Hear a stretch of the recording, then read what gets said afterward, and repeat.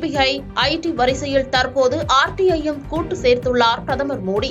திருவண்ணாமலை பிரச்சார கூட்டத்தில் முதலமைச்சர் மு.க.ஸ்டாலின் விமர்சனம்.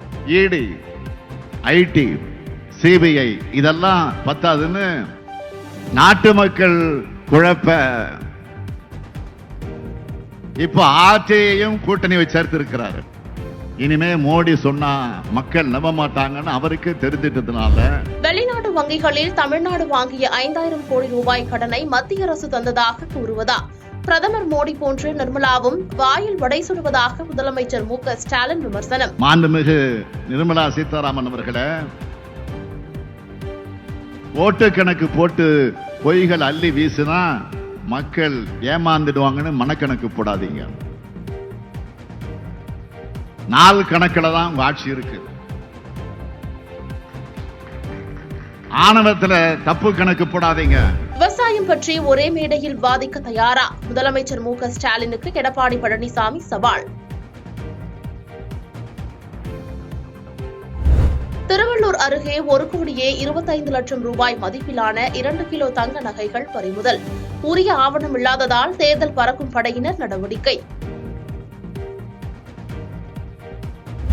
நாமக்கல் காந்தி நகரில் தனியார் பேருந்து உரிமையாளர் சந்திரசேகரன் வீட்டிலிருந்து 4,50,00,000 ரூபாய் பறிமுதல் செய்ததாக வருமான வரித்துறையினர் தகவல்.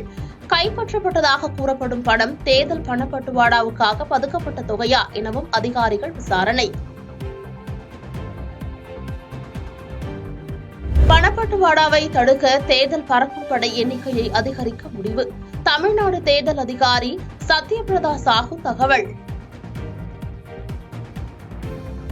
பாஜகவுடன் கூட்டணி சேர மிரட்டல் வந்ததாக பிரேமலதா விஜயகாந்த் குற்றச்சாட்டு. தேமுதிகவின் வங்கிக் கணக்குகளை முடக்கி அச்சுறுத்தியதாகவும் பரபரப்பு புகார்.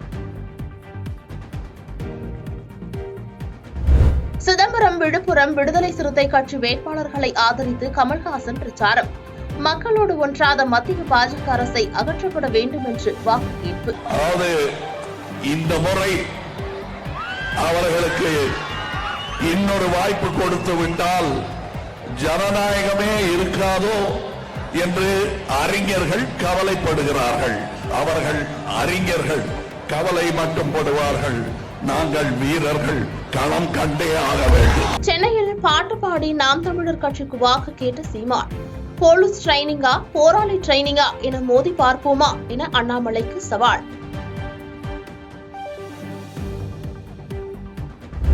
திரைப்பிரபலங்களால் களை கட்டும் தமிழ்நாடு தேர்தல் களம்.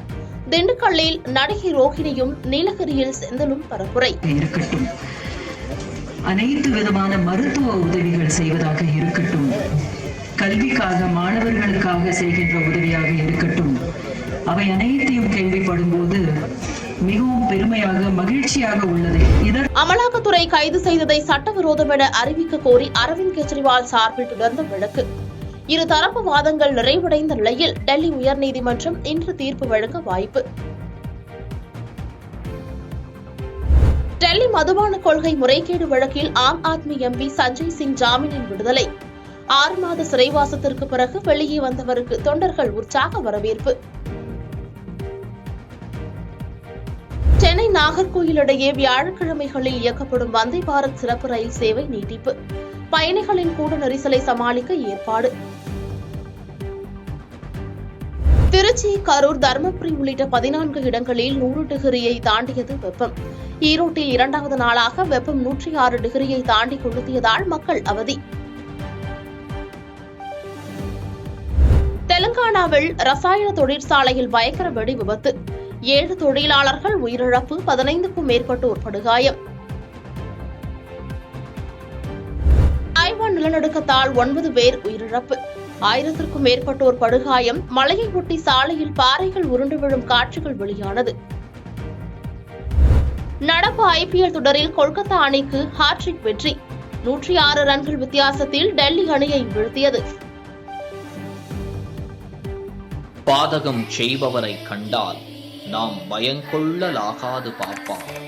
மோதி மிதித்து விடு பாப்பா, அவர் முகத்தில் உமிழ்ந்து விடு பாப்பா. அண்மை செய்திகளை உடனுக்குடன் தெரிந்து கொள்ள இணைந்திருங்கள் இயம்நாடு தொலைக்காட்சியுடன்.